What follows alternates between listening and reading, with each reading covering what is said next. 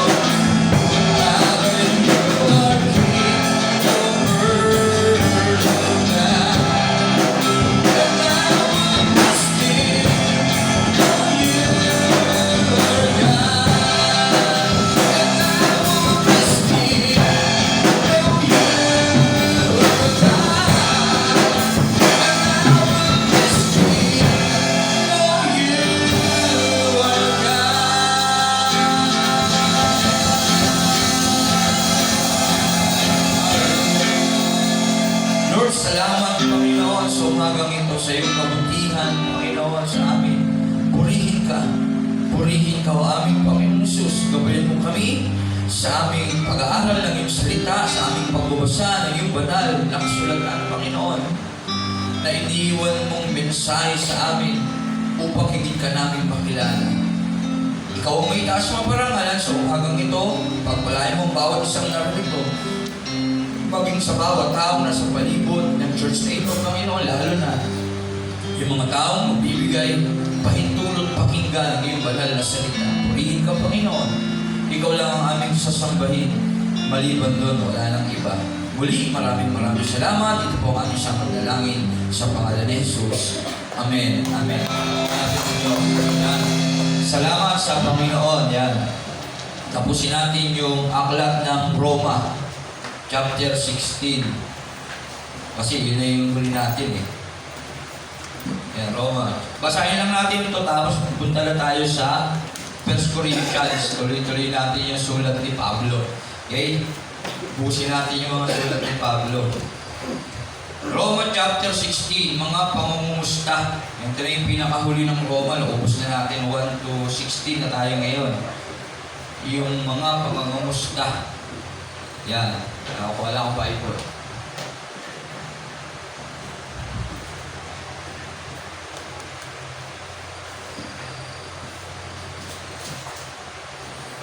Dito kasi sa Bible, may pamagat siya. Sa apps, wala eh. Gamit tayo ng apps kasi maliit yung sulat eh.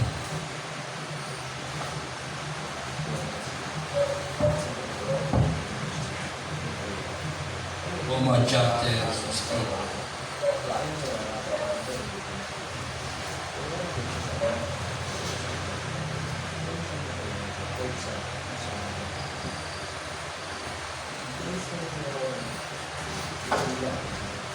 Yan. Mga pangungumusta, tapos sa verse 17, mga dagdag na tagubilin. Pangukas na pagpupuri sa 25. Yan, tatlo pala siya. Yun yung pinakahuli. Pangukas na pagpupuri.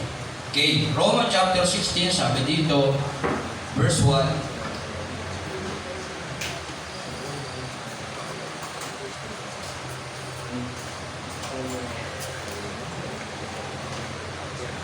Yan, purihin ng Diyos. Roma 16, verse 1, sabi rito, itinagubabiling ko sa inyo ang ating kapatid na si Pebi, na isang tagapaglingkod ng iglesia sa Sincrea. Si Pablo ang sumulat nito, at sa mga taga-Roma, sa mga iglesia doon, yan, tinagubibiling ko sa inyo ang ating kapatid na si Pebi, na isang tagapaglingkod ng iglesia sa Sincrea. Binibili niya yung isa nilang kapatiran na si Pebi, na isang tagapaglingkod ng iglesia sa Sincrea.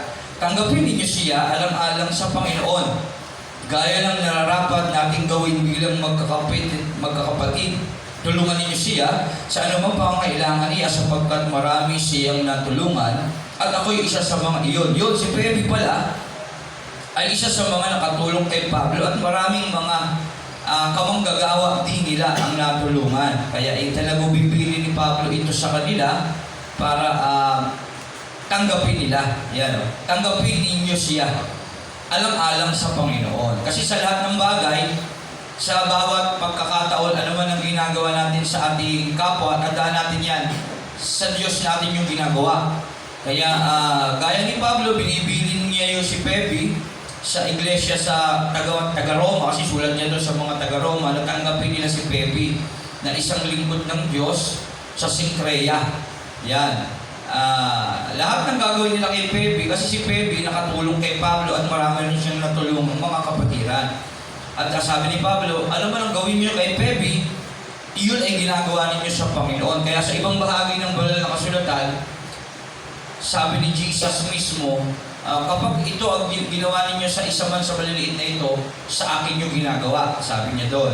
Kaya napakahalaga yun. Sa bawat kapatiran natin, ano man ang bagay na ginagawa natin, ang Diyos ang ginagawa natin yun. Kaya kung masama din yung ginagawa natin sa kapatiran natin, sa Diyos natin yung ginagawa. Kaya kung mabuti din yung ginagawa natin sa Diyos. Kasi tayo'y nakipag-isa na kay Kristo, tandaan natin yan. Si Kristo na yung nabubuhay sa atin, kaya nga sa Roma 12:1, inalay na natin kay Kristo yung buhay natin, Kanya na yun. Si Kristo na may-ari nito, kaya ano man ang gawin natin sa atin ng iba, o kaya gawin natin sa iba, si Kristo ang ginagawa natin yun, mabuti man o masama. Yan yun. 3, ikumusta ninyo ako kina Priscilla at Aquila na mga kamanggagawa ko kay Kristo Jesus. Yan, sila Priscilla at Aquila din, kasamahan nila, manggagawa, tagapaglingkod ni Kristo. Itinaya nila ang kanilang sarili sa panganib upang iligtas ang aking buhay. Ibig sabihin, malaki ng part nila sa buhay ni Pablo. Tinulungan nila si Pablo kahit ikamatay nila. Ayan, itinaya nila ang kanilang sarili sa panganib. Panganib sabihin na halos mamamatay na sila noon. Kasi yung panahon mga Christian talaga inuusig, talaga pinapatay, kinukulong, hinahagupit, binabato, pag nahuhuli sila upang ligtas ang aking buhay. At hindi lamang ako ang nagpapasalamat sa kanila, pati rin lahat ng iglesia ng mga hintil. Yung mga hintil, yung mga hindi Israelita na nakakilala sa Panginoon, iglesia ng mga hintil. Ikumusta rin ninyo ako sa iglesia ang nagtitipon sa kanilang bahay. Ipaabot din ninyo ang aking pangumusta sa mahal kong kaibigan si Epeneto. Kasi yung unang sumampalataya kay Kristo doon sa Asia. Ayan, pwede italog to kapag may mga tayo, anniversary, quiz. Pinakaunang naging Kristiyano sa Asia. Ayan, tandaan niyo yung pangalan ha.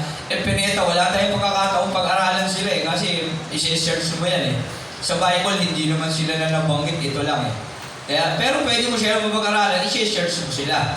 Kaya wala tayong pagkakataon, tandaan lang natin, Roma 16:5. Epeneto, ang pinakaunang na-born again sa Asia. Tanong, diba? May quiz na tayong natutunan. Ikumusta ninyo ako, 6, kay Maria na matyagang naglilingkod para sa inyo.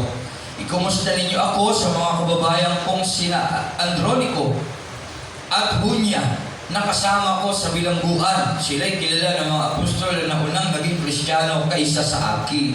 Yun, unang pa pala kay Pablo si Andronico at Junia. Kasi kilala na nila si Pablo, sila Pedro yung mga unang Kristiyano noon Ikamusta ninyo ako kay Ampliato, na aking minamahal na sa Panginoon, kay Urbano, na kamanggagawa natin kay Kristo, at sa mahal kong kaibigang si Stakis. Ikumusta din ninyo ako kay Apeles na subok ang katapatan kay Kristo sa pamilya ni Aristobulo, sa kababayan kong si Herodion, at sa mga kapatid sa Panginoon sa sambahayan ni Narciso. Amen? Gayon din kina Tripena at Triposa, ang gaganda ng mga pangalan nila na mga lingkod ng Panginoon, at sa mahal kong kaibigang si Persida, na tapat na naglilingkod sa Panginoon.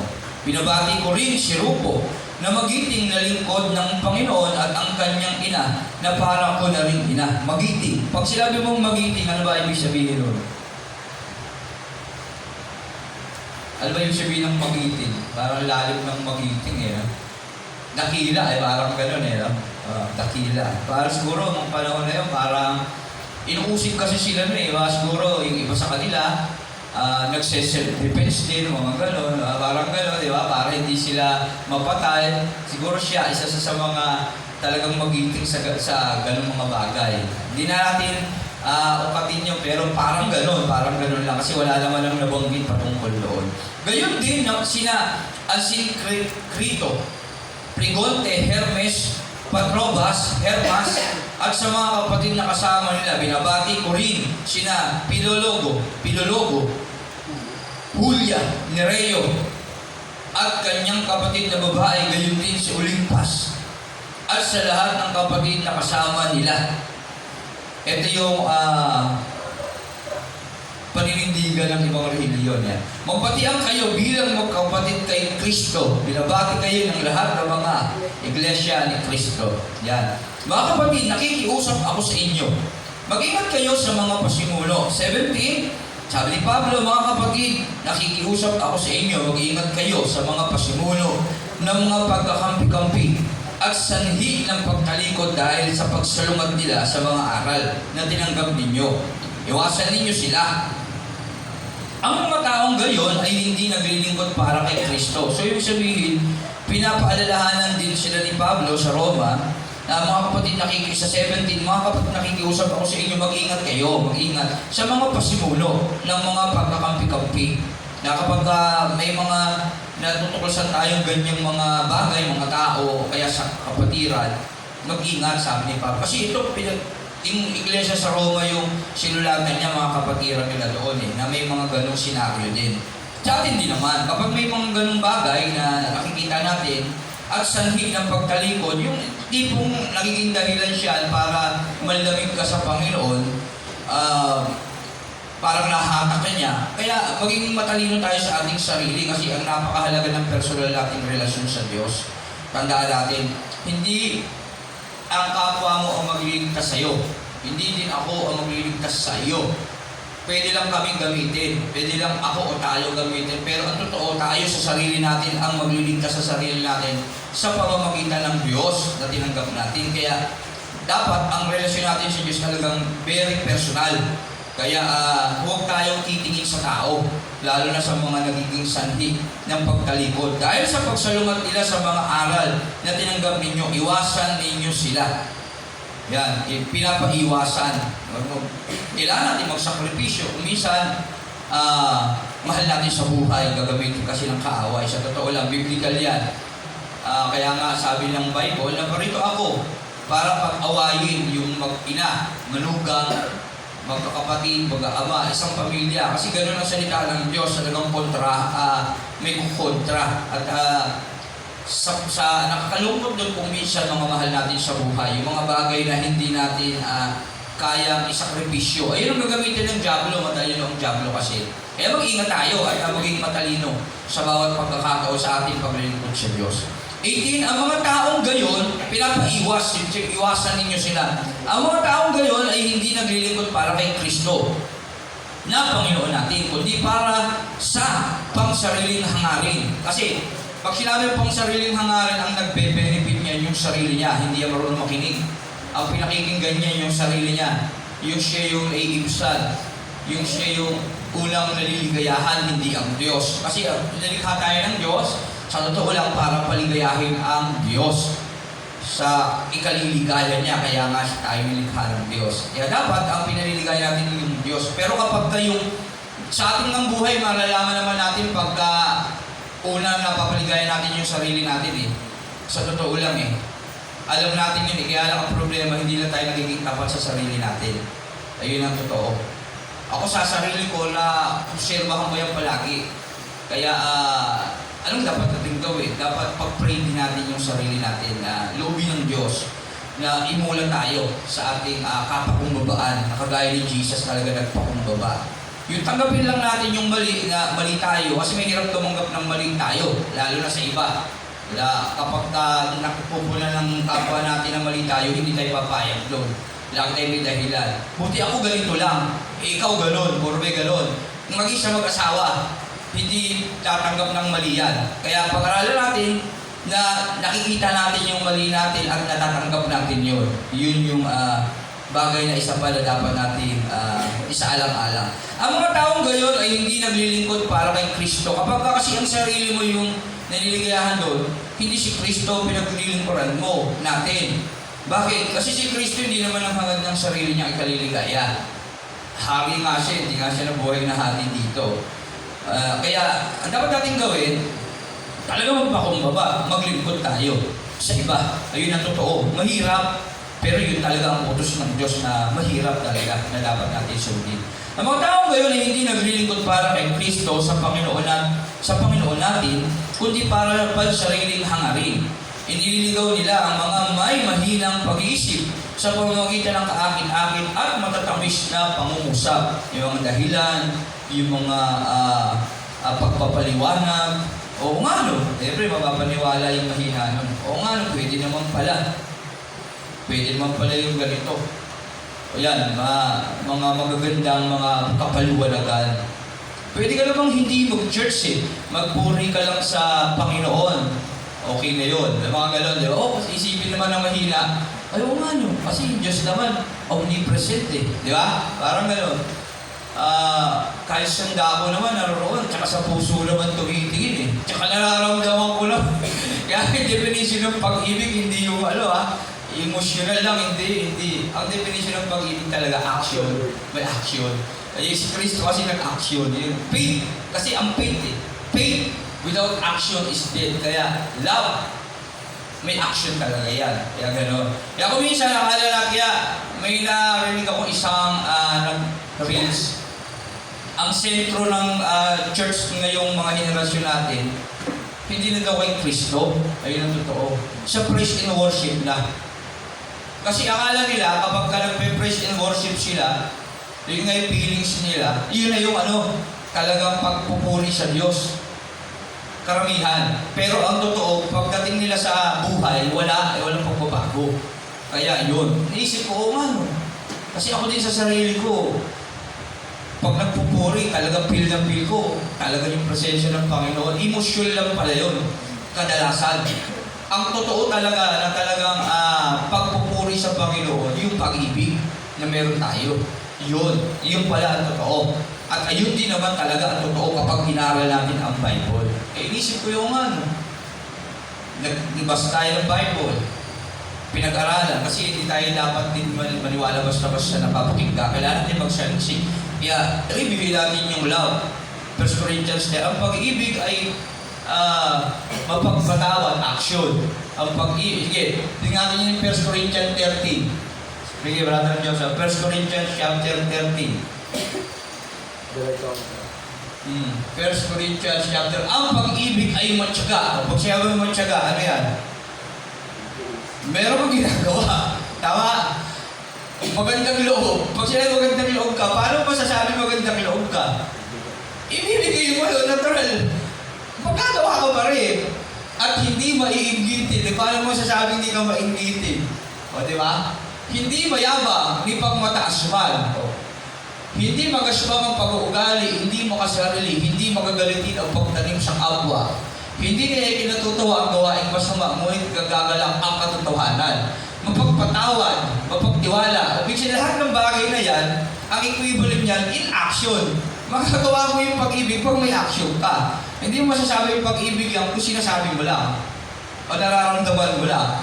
Paano mo maipakikita sa tao yung nararamdaman mo kung hindi mo i-action? Kaya action word talaga ang pag-ibig. Napaisip tuloy ako noon sa may aral. Oo nga kaya nabuo yun. Love is action word. Kaya yun, nabuo yung topic. Kaya puri ng Diyos. Kaya balik na tayo sa Roma. Binalang natin yung action talaga napakahalaga. Nasaan ba tayo? 19?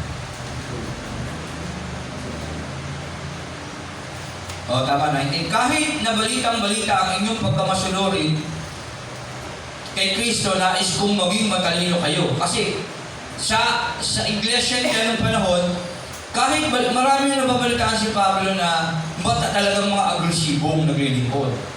Sa inyong pagkamasunurin kay nais kong maging matalino kayo tungkol sa mga bagay na mabuti. Pinaalalahanan pa rin ngayon para maging lalo pa na maging maingat sila at matalino sa paggawa ng mga mabubuti at maging mangmang sa mga bagay na masama. Ang Diyos ang bukal ng kapayapaan, malapit na niyang pasukuin sa inyo sa Satanas. Pagpalain kayo ng ating Panginoong Jesus. Binabati kayo ni Timoteo na aking kamanggagawa, gayon din ng mga kababayan kong sina Lucio, Jason at Sosipatro. Ano ang pangalan nun? Sosipatro. Akong si Tercio na tagasulat. Si Tercio pala ang tagasulat. Yan. Akong si Tercio na tagasulat ng liham na ito. Si Tercio ang sumulat ito. Na si Pablo ang nagsasabi. Tama? Kasi, di ba? Akong si Tercio na tagasulat ng liham na ito ay bumabati rin sa inyo sa pangalan ng Panginoon. Kinukumusta kayo ni Gaius na tinutuluyan ko sa bahay niya. Nagtitipon ang buong iglesia. Kinukumusta rin kayo ni Erasto na iba't yaman ng lungsod at ng ating kapatid na si Quarto. Purihin ng Diyos na mapagpapatibay sa inyong pananampalataya sa pamamagitan ng magandang balita tungkol kay Jesucristo. na ipinangaral ko. Ang magandang balitang iyan ay isang hiwagang nalihim sa loob ng mahabang panahon. Si Pablo na yon, yun yung sasabi, kasi si Tercio lang yun ang susulat. Subalit sa utos na walang hanggang Diyos ay nahayag ngayon sa lahat ng bansa sa pamamagitan ng mga isinulat ng mga propeta upang ang lahat ay sumampalataya at sumunod sa Kanya. At ngayon sa pamamagitan ng Jesucristo, purihin natin ang isang Diyos, ang ganap na nakauunawa sa lahat ng bagay.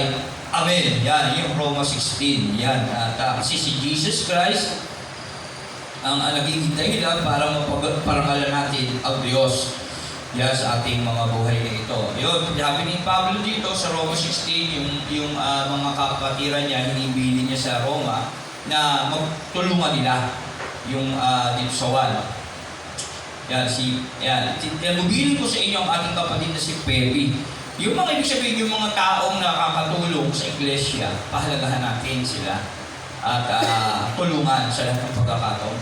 Ganun din, pinapakita lang ni Pablo dito, napakahalaga ang mga kapatiran at dapat natin mahalin, magmahalan sa isa't isa, magsuportahan, magtulungan at yung ating mga natutunan sa Panginoon ay dapat isinasabuhay natin with action.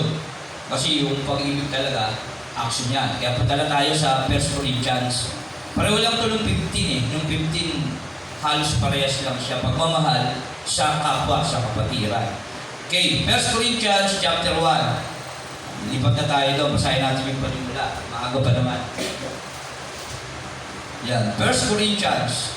Sabi rito, panimula, ang layunin ng unang sulat ni Pablo sa mga taga-Korinto ay talakayin ang mga problema sa buhay at pananampalatayang Kristiyano na lumitaw sa iglesyang itinatag ni Pablo sa Korinto.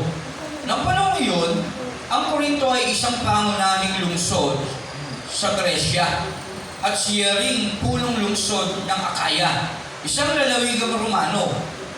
Ang naturang lungsod ay bantog sa kaunlaran sa pangangalakal at kabihasnan. Ngunit kilala rin sa imoralidad na laganap doon at sa dami ng relihiyon na umiiral doon. Ang mga pangunahing paksang tinatalakay ng apostol ay ang pagkakampi-kampi na umiiral sa iglesia at ang pagsakop sa imoralidad sa pamumuhay ng ilang kasapi.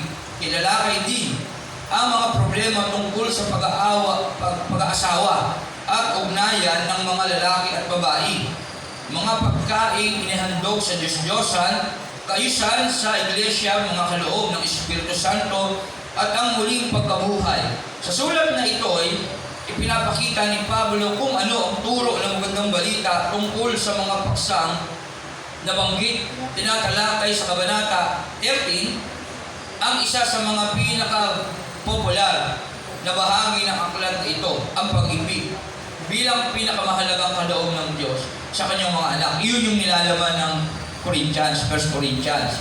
Kaya dito tayo sa 1 Corinthians chapter 1. Ito ay unang sulat ni Pablo sa mga taga-Korinto. Ayan, at ang Korinto ay sentro ng kalakalan. Kaya ano ibig sabihin ng sentro ng kalakalan? Maraming tao doon. Ando doon, mayaman na lugar. Ibig sabihin, parang Maynila, parang pier, parang mga ganyan, yung daungan, parang gano'n. Maraming mga pagkakakitaan, hindi dyan lahat. Pagka maraming pagkakakitaan, maraming tao dyan, maraming mga negosyo. Sa atin naman, gano'n din. Ano yung mga meron dyan? May mga sugalan dyan, may mga kung ano-ano meron dyan, may mga restaurant dyan, may mga bar dyan. Sa atin, di ba? Kapag ang isang city ay sentro, maraming business, iba-iba. Kaya punta ka dyan, meron mga KTV, may cafe, di ba? Sa labas, halimbawa, sa may sentro dito na sa bayan, di ba? May mga parlor dyan, may mga beer house dyan, may mga tago-tago. Ganun din doon. Okay? Ganun din sa Korinto, sentro. Kaya sabihin, mayamang lugar yun sa sentro ng kalakalan at iba't ibang uri ang tao doon. Kaya sabi ron, 1 Corinthians 1, mula kay Pablo na tinawag ayon sa kalooban ng Diyos upang maging apostol ni Kristo Jesus. At mula kay Sostenes na ating kapatid para sa iglesia ng Diyos na nasa Corinto.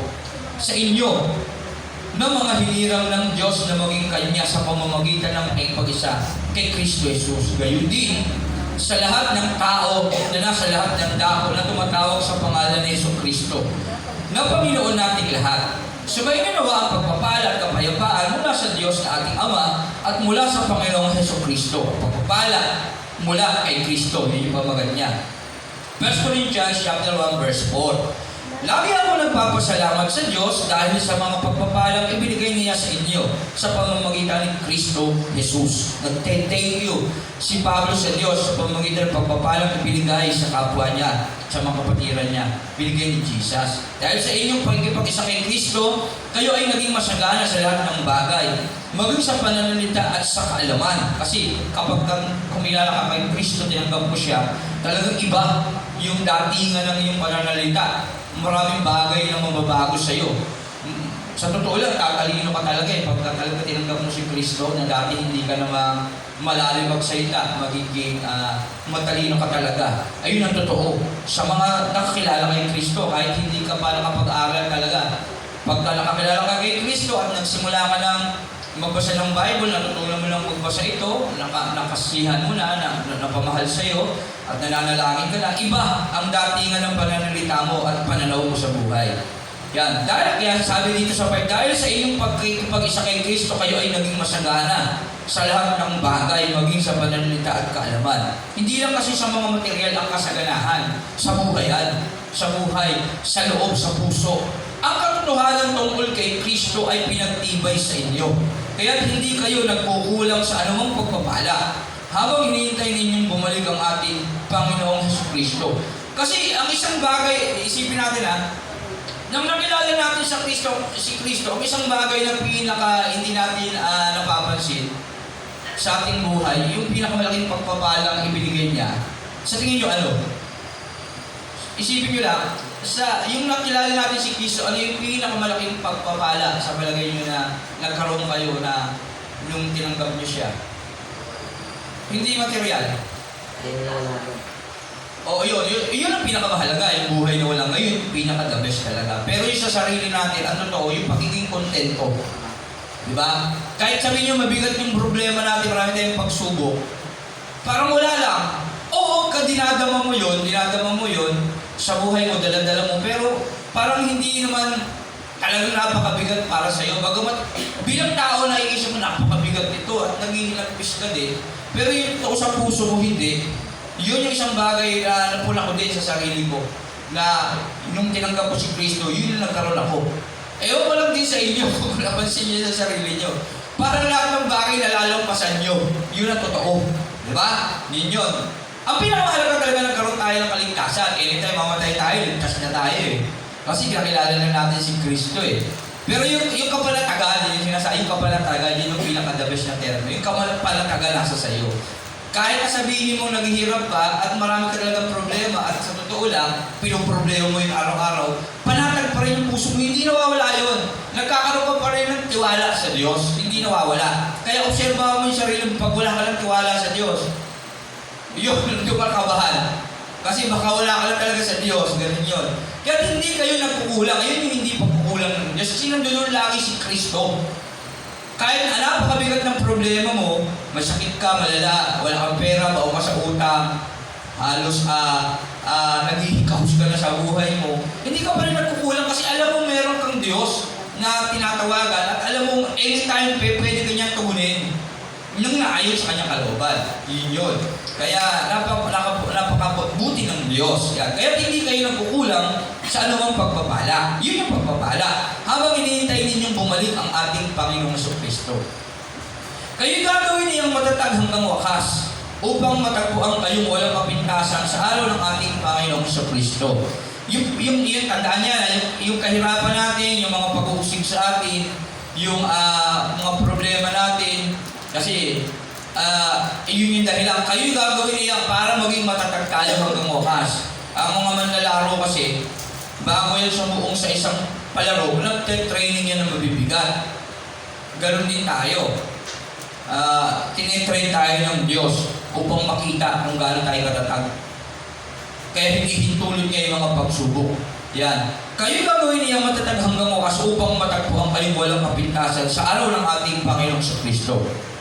Dapat ang Diyos na tumawag sa inyo upang makipag-isa sa Kanyang anak na si Kristo na ating Panginoon. Mga kapatid, ako'y nakikiusap sa inyo sa pangalan ng ating Panginoong Kristo, magkaisa kayo at huwag magkabahabahagi, maging sa isipan at maging sa layunin. Ibig sabihin, sabi ni Pablo sa Corinto, magkaisa kayo, yung iglesia doon. Ganon din sa atin. Magkaisa tayo sa isang layunin at huwag tayong magwatak-watak. Yan. Sapagkat ibinalita sa akin ng mga kasamahan ni Chloe na kayo raw ay nag-aaway-away. Noon din, nagkaganon din sila, nagkakadiskusyon. Ito ang tinutukoy ko. May nagsasabi kay Pablo ako. May nagsasabi namang ako'y kay Apollos. May iba rin nagsasabing kay Pedro ako. At may iba namang nagsasabing ako'y kay Kristo. Yan yung mga bagay na nangyari noon sa kanila. Sa atin kaya, may mga nangyayari din yan. Kay Pastor Frank ako, kay Brother Rudolph ako, kay Pastor Eddie, kay Pastor Ronnie, kay Brother Joshua. Nawawalan ganon. Kasi hindi naman mahalaga talaga yung mga nagtuturo. Ang mahalaga yung tinuturo. Ayun yung sinasabi ni Pablo, na dapat wala tayong tinitingnan tao kasi hindi naman tayo sa tao naglilingkod sa Diyos. Bakit? Sabi rito 13, nahati ba si Kristo? Si Pablo ba ang ipinako sa krus? Para sa inyo, binautismohan ba kayo sa pangalan niya? Yan. Tandaan natin yan. Hindi naman kami o sila yung magbibigay ng buhay na walang gan. Tandaan natin. At nagligtas sa atin yung dumanak sa krus, yung dugo. Hindi. Kundi si Jesus. Salamat sa Diyos at wala akong binautismohan sa inyo. Tapos si Pablo, kaunti lang din pala yung binautismohan niya. Sa inyo, maliban kina Crispo at Gaius, dalawa lang, meron pa. Kaya hindi ninyo masasabing kayo binautismohan sa aking pangalan. Ako rin pala ang nagbautismo sa pamilya, Estepanias. Maliban sa kanila, wala na akong natatanda ang binautismohan ko. O di lang, hindi rin pala nagbabautismo gaano si Pablo. Kaya pag may nakita siya, babautismo, hindi pala siya gano'n kasi hindi niya yung katawagan. Okay? Si John the Baptist. Yun ang taga-bautismo. Pero si Pablo, hindi, kaunti lang. Meron, kaya lang kaunti lang. Kasi pwede naman talaga tayo sa kalooban ng Diyos. Yun. Kapag nakita natin at tinanggap niya ng personal si Jesus at hiniling niya, bautismo siya, pwede natin gawin yun. Kaya hindi ninyo masasabing kayo'y binautismohan sa aking pangalan. Yan. Ako rin pala ang nabautismo. Naalala niya ba? Ay, oo nga. Ako rin pala ang nabautismo. Sinulat niya. Sa pamilya ni Estepanias. Maliban sa kanila, wala na akong natatanda ang binautismohan ko. Sapagkat isinugo ako ni Kristo, hindi upang magbautismo. Yan, sabi niya. Kundi upang mangaral ng magandang balita. Ipinangangaral ko nga ito, ngunit hindi sa pamamagitan ng mahusay na pagtatalumpati at karunungan ng tao. Nang sa gayon ay hindi mawala ng kabuluhan ang pagkamatay ni Kristo sa krus. Direktahan si Pablo pagka nagpapahayag. Masakit talaga, kaya may sulat niya talagang masakit eh. Talagang sinasabi niya yung sabi niya pa nga, ano ba? Pupunta ba ako dyan na may dalawang pamalo sa ibang bahagi ng sulat? Ganun pa siya eh. At para malaman nyo na hindi lang ako sa sulat matapang, pati sa personal, sabi nga ni Pablo sa sulat niya. Kaya direktahan siya. Kaya talaga masakit kapag nagsalita si Pablo.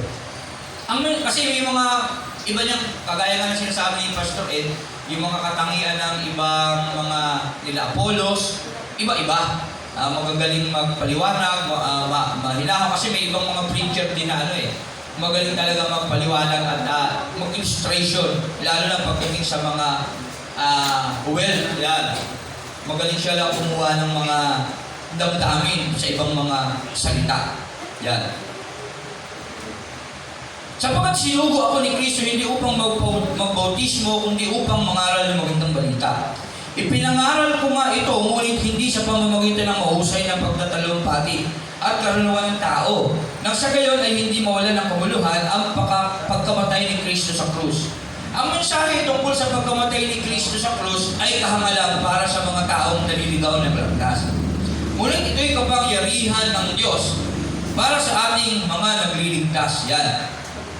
Sa iba, yung pagkamatay ni Kristo sa krus ay kahangalan, sabi rito.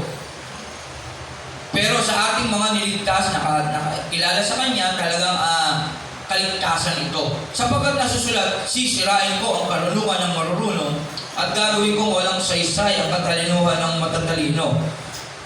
Ano ngayon ang kabuluhan ng marunong, ng mga tagapagturo ng kautusan, ng mahuhusay na debatista sa kapanahonang ito? Ipinakikita ng Diyos na ang karunungan ng sanlibutan ito ay bawang kahangalan lamang. Sapagkat ayon sa karunungan ng Diyos, hindi niya pinahintulutang siya ay makilala ng tao sa pamamagitan ng kanilang karunungan.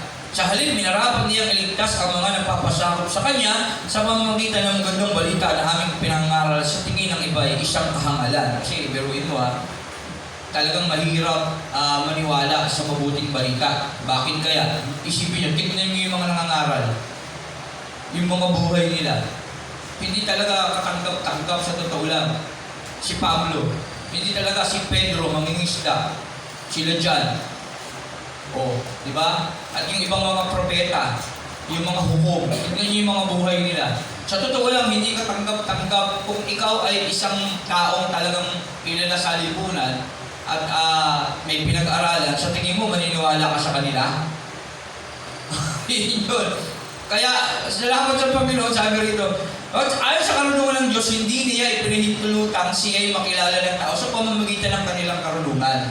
Hindi mo makikilala ang Diyos sa pamamagitan ng iyong sariling pagsasaliksik kaalaman. Bakit? Sa tingin nyo, bakit? Sabi ng Hebreo, hindi mo mabibigyang kaluguran ng Diyos pag hindi ka sumasampalataya kay Diyos. O ngayon, bakit? Ba't ganun hindi natin pwedeng makilala ang Diyos sa sarili natin? Kaisipan. Ha? Alin? Walang pananampalataya. Walang pananampalataya. Bakit? Ano ba yung pananampalataya? Bagay na hindi nakikita. Bagay na hindi nakikita. Kasi bakit? Kailangan natin ng pananampalataya at ang pananampalataya ay makukuha natin sa pakikinig. Hindi ikaw, may pakikinggan ka. May mga ngaral sa'yo. Tama? Hindi kasi pupunta ang Diyos na umusap direkta. May gagamitin siya. Amen? Kay Moses, napansin niyo ginamit si Moses? Tama? Sa mga propeta. Ay ba't hindi siya sa mga tao ng panahon? Kasi may gagamitin ng Diyos sa buhay natin. Kaya mahirap magkaroon ng faith, lalo na kapag ikaw ay napakataas sa buhay. At ang mga ngaral sa iyo, isang kagaya ko, vendor. Sa tingin nyo, at baog pa sa utang. Sa tingin nyo, paniniwalaan nyo ako kung hindi nyo ako kilala, kung hindi ko kayo kamag-anak. Tama? Yung tao pag nangaral ako yan, pansinin ako, lalo na yung mga nakakakilala sa akin na nadadaanan ko dyan. Ganon. Sa buhay ni Pablo, sa buhay nila Pedro, sa buhay ni Jesus, nung pinanganak siya, at tatay niya si Jose na karpintero. Ba't di siya pinaniwalaan? Kasi higit sila kay Kristo mayaman pa sila kay Kristo mga Pariseo, may pinag-aralan pa yun Ba't wala silang pananampalataya? Hindi sila nakinig sa isinugo ng Diyos. Tayo naman, hindi tayo nakikinig sa isinugo din ng Diyos na pinili niya para magmensahe sa atin. Bakit? Kasi meron tayo sariling karunungan. Ba't ako maniniwala dyan? Mas marunong pa ako dyan Tama? Anong tawag doon? Pride yun. Iyon yung pagiging makasarili. Sarili. Iyon yung kaisipang pang sarili sinasabi kanina ng Roma. Yun yun. Kaya hindi pwede natin sabi rito, sapagkat ayon sa karunungan ng Diyos, hindi niya pinahintulutang siya yung makilala ng tao sa pamamagitan ng kanilang karunungan. Kasi likas sa atin na tayo mapagmataas. Kasi walang iba tayong mahal kundi sarili natin. At wala tayong ibang sinusunod kundi sarili natin. Ang dahilan ay imposible Hindi kasi ganun Ganito kasi ikaw ang nasusunod. Ikaw yung tama. Yung pananaw mo, karunungan mo. Kasi alam mo, nakikita mo. To see is to believe. Kung ano yung nakikita mo, yun yung paniniwalaan mo. Kasi yun yung dinidikta ng utak mo. Hindi ganun ang Kristyanismo. Ang Kristyanismo ay patungkol kay Kristo na dapat mong paniwalaan na John 4:24, ang Diyos ay Espiritu. Kaya dapat siyang sambahin sa Espiritu at katotohanan. Hindi mo nakikita. Kailangan mo lang manampalataya. Kaya paano kung magkano pananampalataya, kailangan mo may mapakinggan. Paano kung makakapakinig, kailangan may mangaral. Kaya lang, ang pinipili ng Diyos na nangangaral, anong sabi ng Bible? Yung mga hamak. Kaya paano mo itong paniniwalaan kung napakataas mo? Kailangan mo maging kagaya ni Kristo, bagaman siya ilikas sa tuloy ng Diyos, nagpakumbaba at namuhay na parang alipin. Tayo rin naman, bagaman tayo mataas sa buhay natin ngayon, kailangan natin mamuhay, magpakumbaba na parang alipin din ang kagaya ni Kristo. Amen? Yun yung dahilan. Kaya sinabi rito sa 1 Corinthians 1:21, sapagkat ayon sa karunungan ng Diyos, kasi ang Diyos, tinuturuan tayo magpakumbaba, kasi ganun siya. Ganun ang Diyos. Hindi gusto ng Diyos na tayo ang marunong, ang masunod. Kasi sasablay at sasablay ka dyan. Ganun ang iisip ng Diyos. Dapat magpakumbaba tayo na kagaya niya, kagaya ni Jesus. Sapagkat ayon sa karunungan ng Diyos, hindi niya pinahintulutang siya makilala ng tao sa pamamagitan ng kanilang karunungan. Sa halip, karunungan kasi, kataasan yan sa totoo lang eh. Pagka marunong ka, matalino ka, ikaw ay angat, best honor ka, ikaw yung kilala, sikat ka, ikaw yung karamihan, president, tawa, ikaw yung nasusunod. Yan, maging sa school, ganyan yan. Sa ating bahay, kapag matalino ka, nasa iyo lahat ng simpatsya ng pamilya mo. Di ba? Pinupuri ka ng lahat. At sinusuportahan ka kasi ikaw yung pag-asa. Tama? Ganon yung mga marunong, sa totoo lang. Bagamat hindi lahat, pero yun talaga ang totoo. Kaya mataas ka. Kaya hindi ka sa'yo talagang ikaw yung nasusunod. Kasi ikaw yung may alam. Hindi ganon ang Diyos. Talagang kahit marunong ka, hahamakin ka niya para mapasunod ka niya. Ipapakita niya sa iyo na higit siya sa lahat ng bagay na dapat mong tularan. Kasi siya ang Diyos nagpakumbaba, namuhay na parang alipin. Diyos ng mga Diyos, Hari ng mga hari, Panginoon ng mga Panginoon. Biruin mo, pinanganak, tatay niya karpintero, at karpintero din siya, natural. Like father, like son. Kaya hindi siya pininiwalaan eh. Noong panahon na yun ng mga Pariseyo eh. Kasi mga abogasiya yun, mga doctorate yung mga yun, mga nag-aral yun, ang kautosan ni Moses. Yung sinulat ni Moses, Pentateuch, talagang perfect nila yun. Alam na alam nila yun. Tapos si Kristo, mangangaral patungkol doon, sino ka ba? Nag-aral ka ba? Karpintero lang tatay mo Nanay mo si Mary kami talagang bihasa. Ba't ka namin paniniwalaan? At hindi lang yun. Dahil magtaas sila, nagkaroon sila ng inggit. Kasi si Kristo sinusundan ng mga tao eh. Sila, bakit kami kami mga gagaling Ba't hindi sila sa amin sumusunod? Yun. Kaya, nag-create sila ng mga bagay na pwede nila mapuksak si Jesus. Ayun yung pagpako sa krus. Bagaman talagang nakatakdayan. Pero ganun pa man, meron tayong free will sa ating mga buhay na dapat ginawa din naman nila. Na bagamat talagang mangyayari yun. Amen? Yun. Sapagkat ayon sa karunungan ng Diyos, hindi niya pinahintulutang siya makilala ng tao sa pamamagitan ng kanilang karunungan. Kaya tandaan yan, hindi tayo nakakilala sa Panginoon. Tanungin mo sarili mo, bakit ako nakakilala sa Panginoon? Sa sarili mo ba? Di ba meron siya yung nag-aaral, nag-share, may walang tigil siya yung nag-share, nagpaalala, at meron kong naaalala ng tatay ko, yung lolo ko, yung tito ko, ano pa? Yung kaibigan ko, siniran ako, tumatak na sa puso mo yun. Pero sa sarili mo, wala kang alam eh. Wala kang alam talaga sa totoo lang, wala tayong alam. May nangaral sa atin.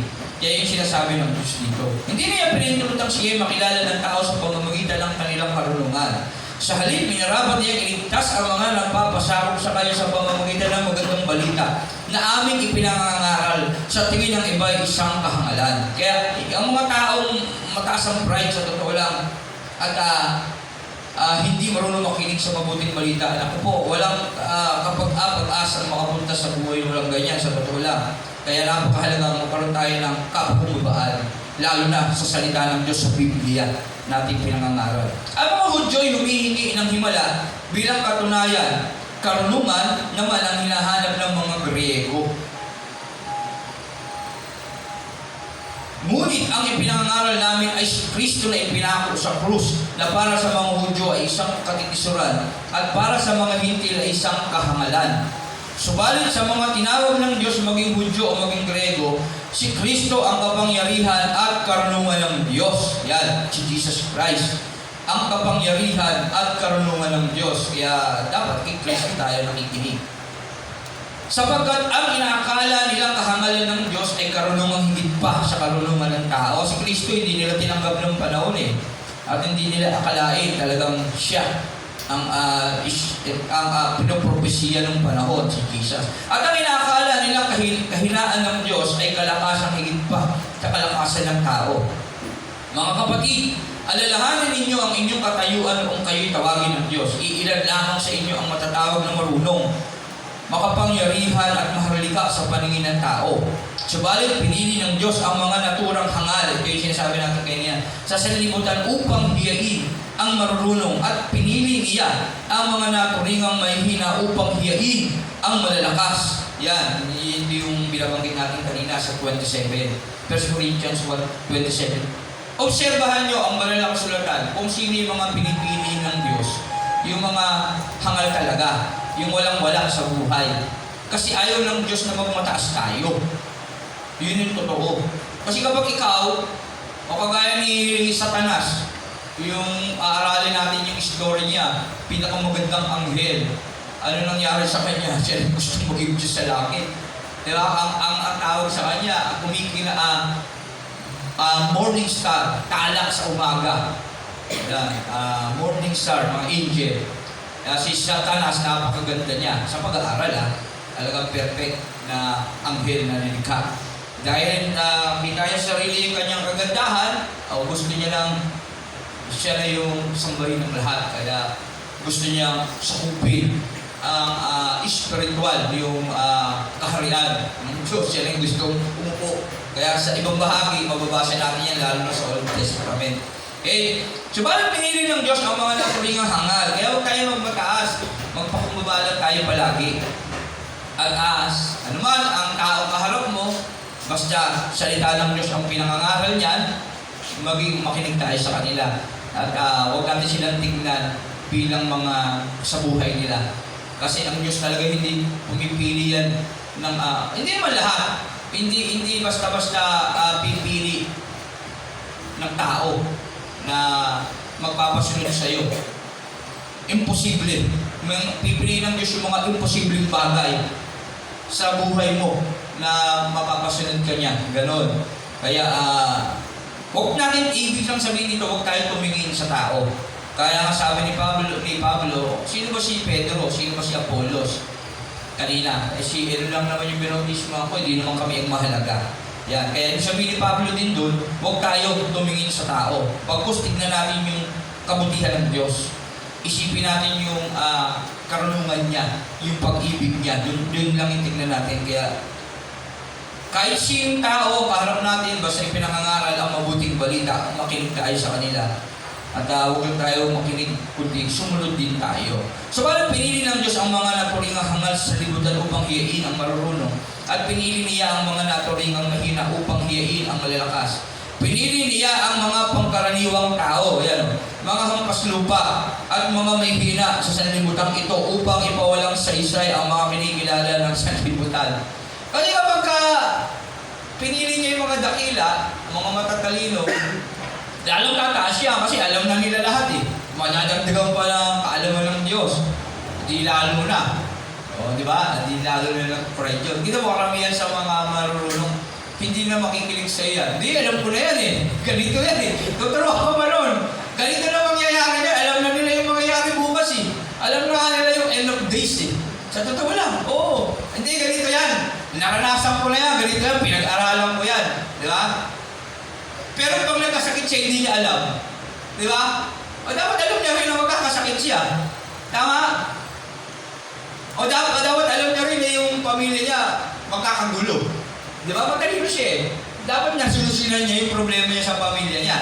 Dapat hindi sila naghiwalay yung mag-asawa. O dapat yung anak niya hindi nagdroga. Tama? Ganoon.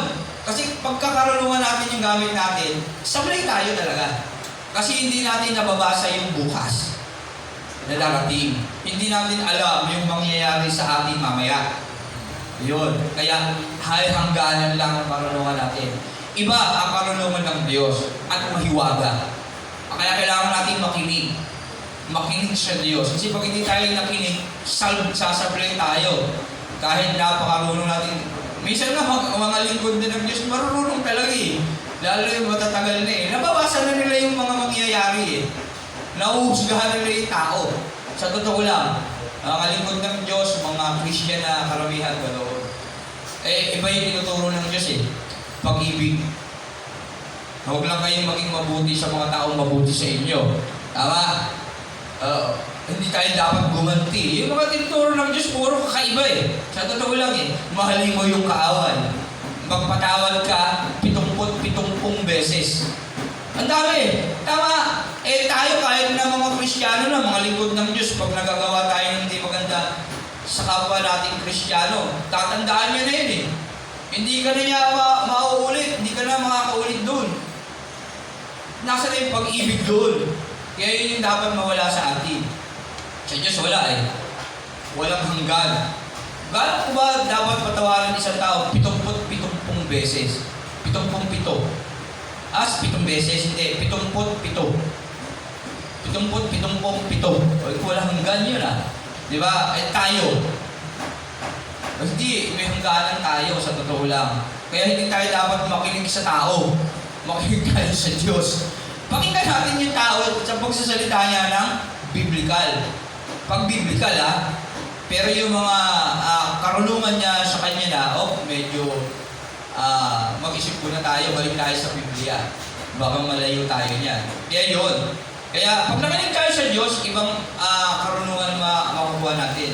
Karunungan na may kasamang pag-ibig. Kapakumbagaan. Kasi may bunga yan. May bunga ang banal na Espiritu. Kaya ganun.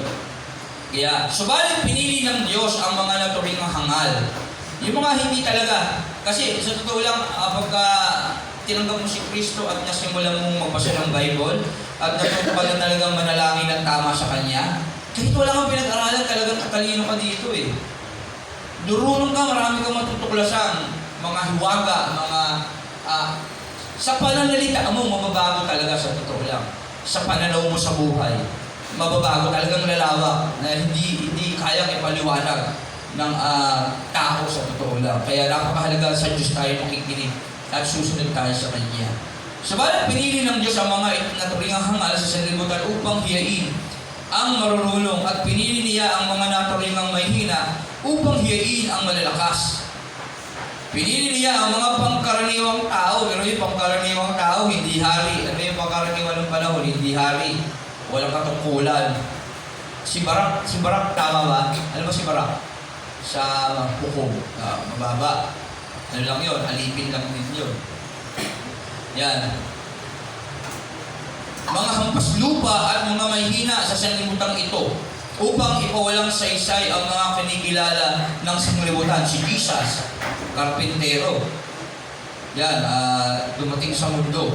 At siya ang tagapagligtas ng buong daigdig.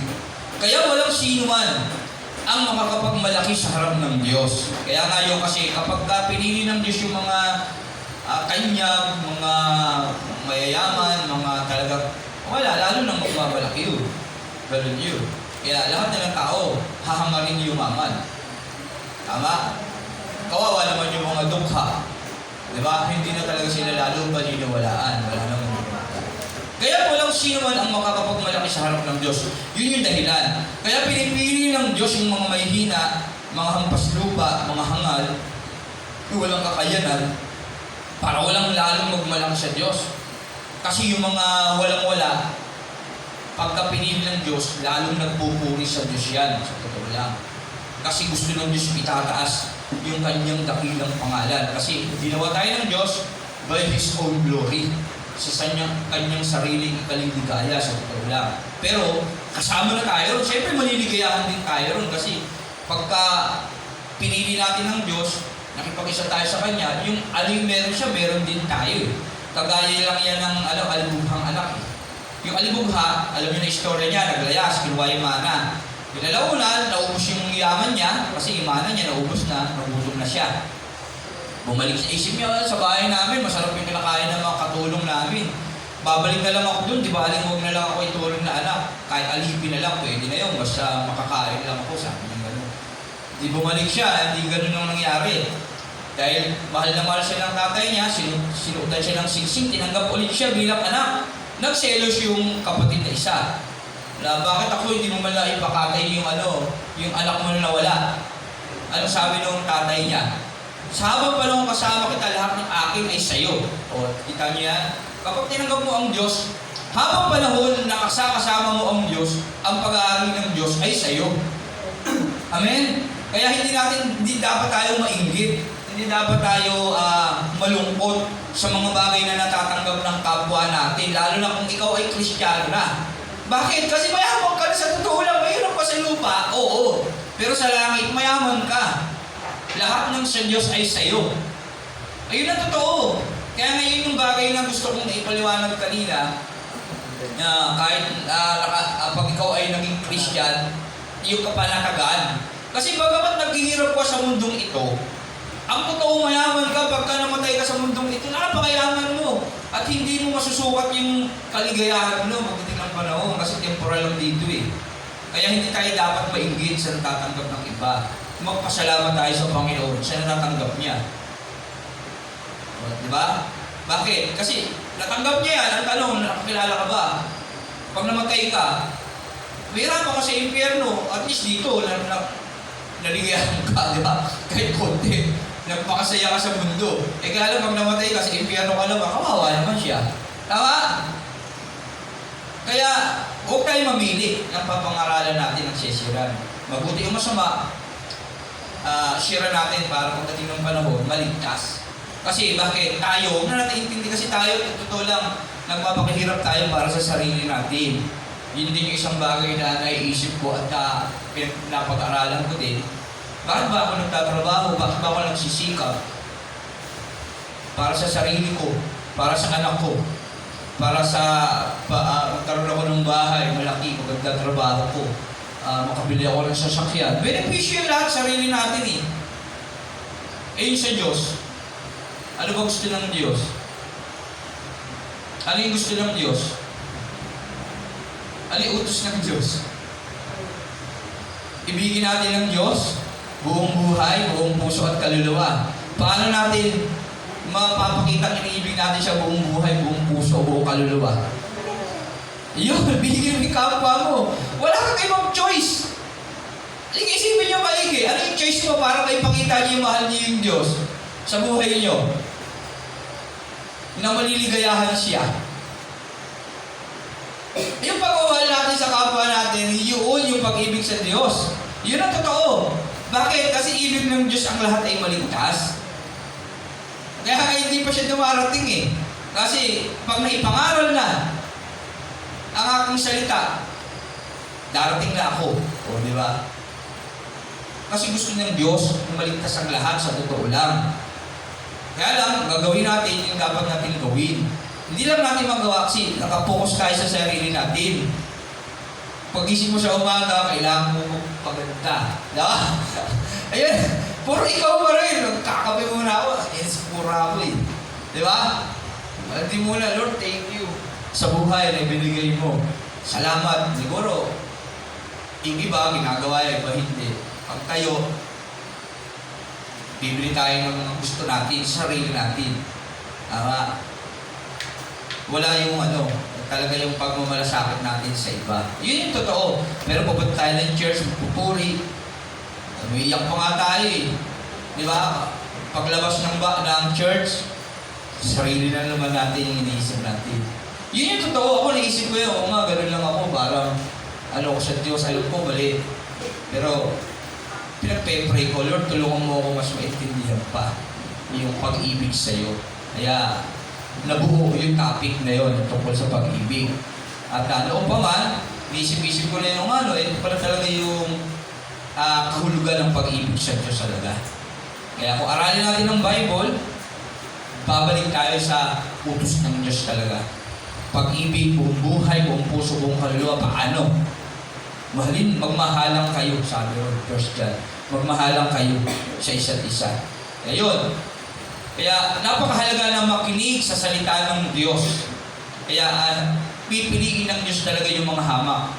Kasi gusto niya na mawala sa sarili natin yung sarili natin.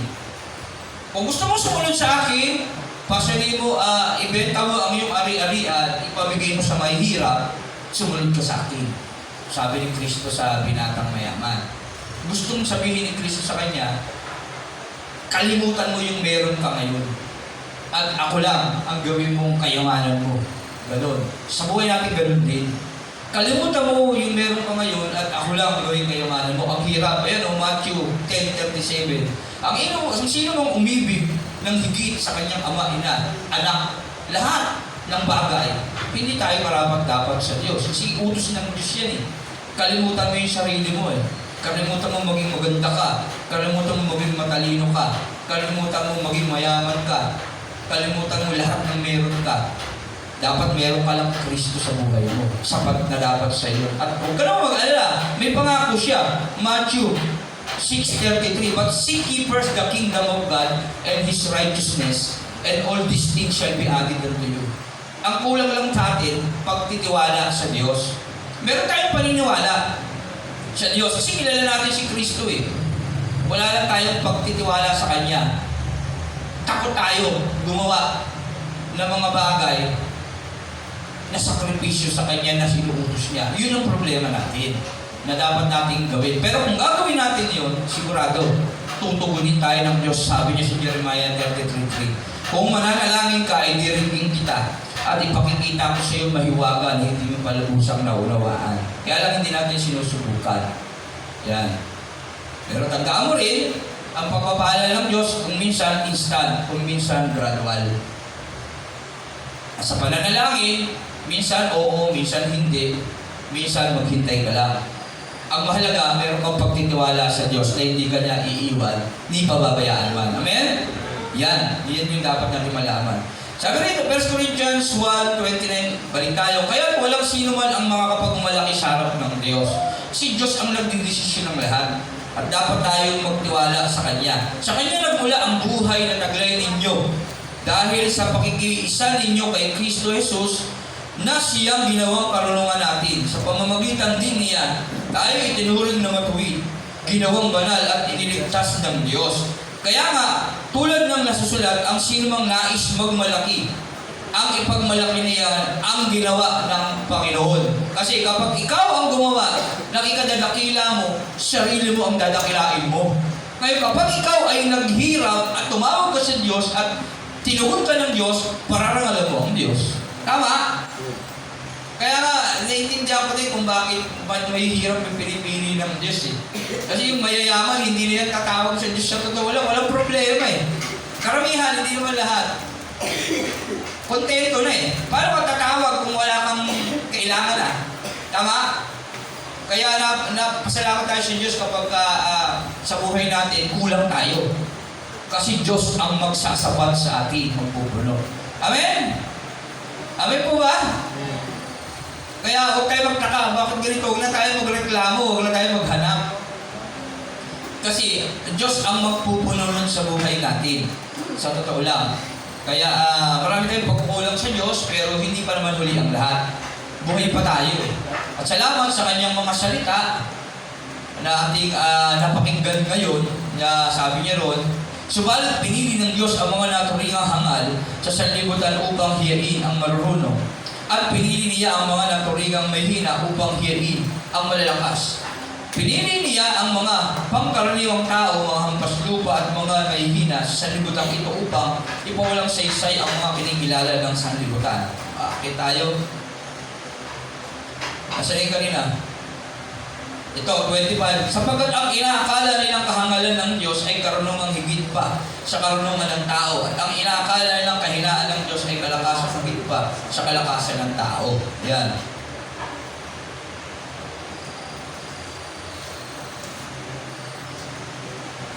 Ngunit ang ipinangangaral namin ay si Kristo na ipinangako sa krus na para sa mga Hudyo ay isang katinisuran at para sa mga Hintil ay isang kahangalan. Yan.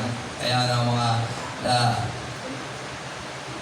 yan, ito, 21. Ito yung pinakaano natin. Sapagkat ayon sa karunungan, 1 Corinthians 1:21, sapagkat ayon sa karunungan ng Diyos, hindi niya pinahintulutang siya'y makilala ng tao sa pamamagitan ng kanilang karunungan. Yan ayan yung pag-isipan natin may sa halip. Minarapat niyang iligtas ang mga nagpapasakop sa kanya sa pamamagitan ng magandang balita na aming ipinangangaral na sa sangin ng iba ay isang kahangalan. Yan. Hindi nakikilala, pinagpakilala ang Diyos sa sarili ng tao. Hindi nakilala ng tao ang Diyos sa sarili nila. Sa sarili nilang pagsisikap. Tandaan yan. Kasi magiging religyoso tayo, no? Tandaan nyo, ang religion, gumagawa ng mabuti gamit ang sarili niyang effort, lakas, karunungan, kaalaman. Kaya kapag ginagawa mo ang mabuti, gamit ang sarili mong kakayahan, yun yung paniniwala mo na mamibigay mong kaluguran ng Diyos, ang tawag sa iyo, rehilyosong tao. At tandaan nyo, hindi nagpakilala ang Diyos, hindi ang tao ang naghanap sa Diyos, ha? Tandaan nyo yan, hindi ang tao ang naging dahilan kung bakit niya nakilala ang Diyos, kundi ang Diyos nagpakilala sa tao. Nagipagtipan siya kay Abraham. Ako ang Diyos ng iyong mga ninuno. Di ba? Kay Moses, nagpakilala siya. Ako ang Diyos ni Abraham, Isaac, ni Jacob. Yan. Nagpakilala siya. Kaya hindi natin talagang kikilalanin ng Diyos kahit nung ipinanganak pa tayo. Hindi mo kinilala ang Diyos agad doon. Nakilala mo ang Diyos dahil may narinig ka na mabuting balita. At ano ang mabuting balita? Si Kristo na namatay ang muling nabuhay para sa iyo. Amen? Yan. Kaya tandaan niyo yan. Kaya huwag kayong titingin sa tao. Kasi ginagamit ng Diyos ang tao, yung mga hangal, mga hampas lupa, para makilala niyo siya, para makilala natin siya. Amen? Tandaan natin yan. Kaya purihin ang Diyos. Palakpakan natin ang Diyos. Salamat sa Panginoon. Yan. Dalaway lang natin ang Roma 16 sa 1 Corinthians chapter 1. May tanong ba? Ang ganda ng topic ang ganda ng niya. Sarap basahin ng Bible. Natapos natin yung Roma. 1 Corinthians na tayo. Okay, matapos din natin siya. Meron ba tanong? Wala na. Okay. Wala na ba? Bakit hindi nagpakilala ang Diyos dahil yung tao mismo ang naging dahilan? Yung tayo naghanap, bakit kaya? Kasi lalo lang magmamalaki tayo doon. Magagawin natin yung tama sa sarili natin pananaw. Kaya hindi hinintulog ng Diyos kainin yung ni Adan, yung buhay, tree of life. Hindi na siya mamamatay, siya na lang yung masusunod. Okay? Kaya yun. Kaya tanda natin, gumawa ang Diyos ng paraan, nagpakilala siya, gumagamit siya ng tao para sa atin, para hindi tayo magmalaki. Amen? Kasi kapag tayo ang gagawa ng mabuti, ay ito lang pala.